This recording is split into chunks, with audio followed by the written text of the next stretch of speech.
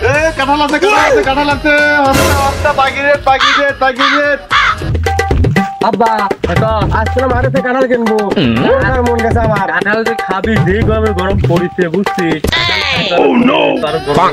না আমি তাও খাবো কাঁঠাল যাইছে দেখি কাঁঠাল পারলি কেন না বললি নাই ও ভাই কাঁঠাল নিয়ে যা বাগিরে আসো ওই যে কাঁঠাল বেঁচে যাবা ভাই আইছি ভাই আচ্ছা ল এই দেখে কাঁঠাল দাও একবার পাকা আব্বা বাবা করে দিয়ে দেবে এই কাঁঠাল নাও বড় আছে ভাই কাঁঠালের দাম কত